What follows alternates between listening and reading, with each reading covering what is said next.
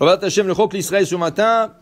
Berachot 43b. Tanu Rabbanan. Shisha dvarim gnai lo letamid chacham. Il y a 6 choses que quelqu'un qui étudie la Torah ne devrait pas faire.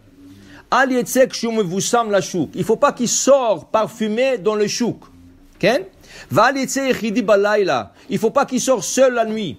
Va yetzek bimenalim amtullaim. Il ne faut pas qu'il sorte avec des souliers qui sont déchirés.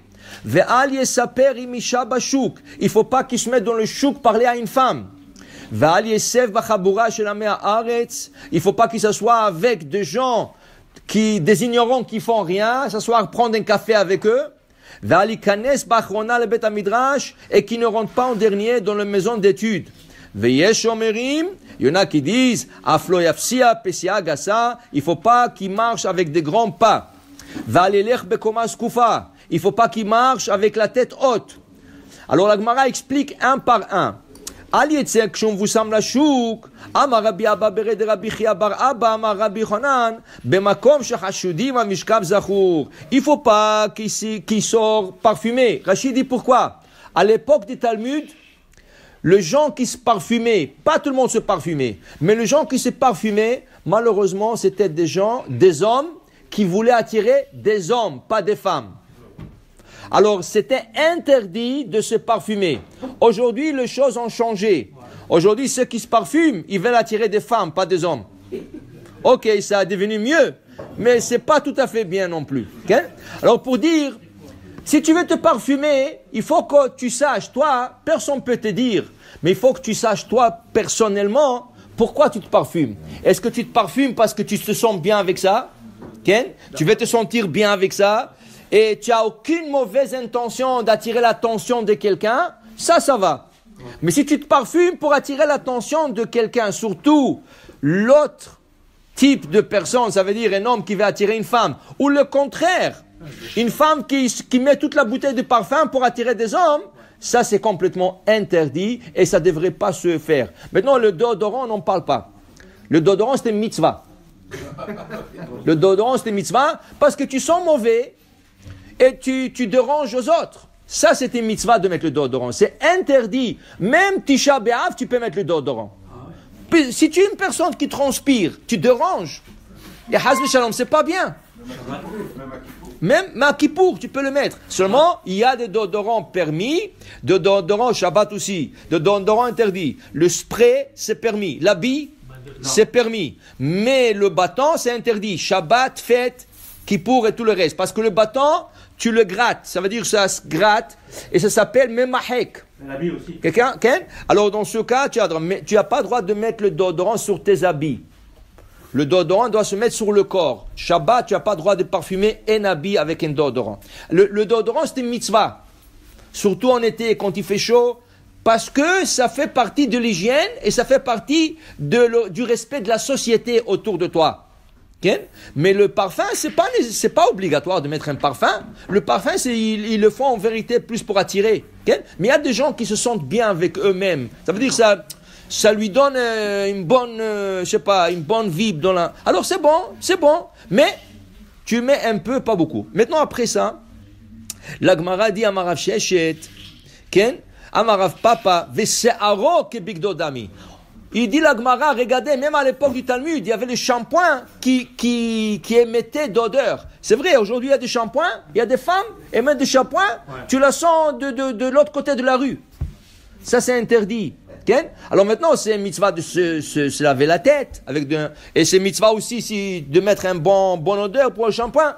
Mais il y a des shampoings qui sont faits pour l'odeur.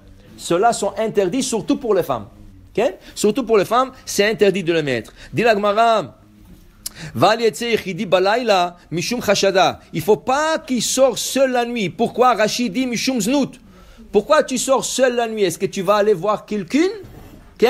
Alors le Talmid Chacham doit faire attention qu'il ne se promène pas dans les rues seul la nuit. Il dit ici, Velo Ameran, Ela de lo kvia le idana. Aval kvia le idana, Meda yadia de l'edana kazil. Ça c'est seulement si tu ne vas pas dans un cours de Torah. Mais si les gens savent que chaque soir tu vas dans un cours de Torah, alors ils savent pourquoi tu marches la nuit seul, parce que tu es parti au cours de Torah, ou tu es retourné d'un cours de Torah. Là, personne va te suspecter. Il dit, il faut pas sortir avec des chaussures déchirées dans le domaine public. Mais c'est la Gemara dit comme ça, que si tu as peu d'argent, tu t'achètes des souliers, pas des habits. Le soulier, c'est plus important que l'habit. Pourquoi? Au niveau kabbalistique, la terre a été maudite. On est obligé d'avoir une séparation entre notre corps et la terre. Et la séparation, c'est le soulier. Parce qu'Hachem a dit à Adam, Arura à Adama bavurecha. Cette terre qui a désobéi, qu'est-ce qu'elle a fait la terre? Pourquoi la terre a été maudite? Parce que Dieu lui a dit à la terre, tu vas me sortir un arbre qui est fruitier. Ça veut dire que le tronc est fruitier. Pas seulement qu'il a des fruits, qu'on peut manger même le tronc. Tu prends un morceau de l'arbre, tu peux le manger. La terre a désobéi. Elle a sorti des arbres qui donnent des fruits. Mais l'arbre lui-même, c'est un morceau de bois qui est mangeable. Et regardez ça. Si elle aurait fait la volonté de Dieu, qu'est-ce qui serait arrivé? Le seul arbre qu'elle a sorti fruitier, ça veut dire que l'arbre lui-même est fruitier, c'était l'arbre de la connaissance. Et c'est pour ça que Chava a été attirée par cet arbre. Parce que l'arbre et le fruit étaient mangeables. Tous les autres arbres, des centaines, des milliers d'arbres qu'il y avait dans cette époque, le jour de la création, le troisième jour de la création, étaient des arbres en bois qui sortaient des fruits. C'est pour ça qu'elle a été tentée. Alors Dieu, il a dit, je ne vais pas la punir tout de suite. Il n'a pas puni la terre tout de suite. Je vais attendre. Quand Adam a fauté, Hachem a puni la terre. Qu'est-ce qu'il lui a dit à la terre? Tu es maudite. Alors maintenant, l'homme ne peut pas piétiner sur terre. Alors qu'est-ce qu'il a besoin de faire? Se séparer par une séparation. La séparation sur le soulier. Alors tu mets des souliers. C'est pour ça qu'on dit qu'il est interdit de marcher pieds nus. Même chez toi à la maison, tu ne marches pas pieds nus. Ken? Alors de chaussettes. Même à la plage. Non, la plage, ce n'est pas la terre.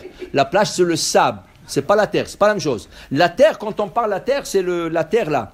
Mais le sable, c'est permis. Le sable, c'est permis. Tu peux marcher pieds nus sur le sable. Pas Shabbat. Pas Shabbat. Pas Shabbat, mais tu peux marcher. Alors pour dire, oui, c'est ça. Shabbat, tu marches pas sur la plage. Maintenant, il dit ici, alors les souliers, quand ils sont déchirés, pas en bas, même si le soulier te représente sur terre. Alors, c'est pas bon d'avoir des souliers qui sont déchirés. La Gemara dit, mais à l'époque du Talmud, ils réparaient les souliers. Ça veut dire qu'ils mettaient des patchs sur des trous. Et les gens n'avaient pas de moyens. Il dit oui, un patch est permis, mais deux patchs, un sur l'autre, c'est déjà trop. Alors là, quand on dit il ne faut pas marcher avec des souliers déchirés, ça veut dire qu'il a mis déjà un patch et maintenant c'est déchiré, il veut mettre un autre patch sur le patch. Pour un Talmid Chacham, c'est pas bon. Ça veut dire, dans d'autres mots, il doit représenter la Torah. Il ne faut pas que le Talmid Chacham se met à se parler avec une femme dans le chouk. Il y a une femme et tu commences à lui parler dans le chouk. Ah, comment ça va, tes enfants et tout ça? Bonjour, comment ça va? Poup! Tu t'en vas et tu ne restes pas trop à parler avec elle. Il dit ici, pas seulement une femme étrangère. Passons. Afilou, il dit ici, Afilou imachoto, mais avec sa sœur. Est-ce que tout le monde connaît ta sœur? Non. C'est pas tout le monde qui connaît ta sœur. Là, tu te mets à te parler à ta sœur pendant une demi-heure d'or. Ils ne savent pas. Qu'est-ce que les gens voient? Ah, j'ai vu l'autre, il a parlé avec une femme. Mais c'était sa sœur.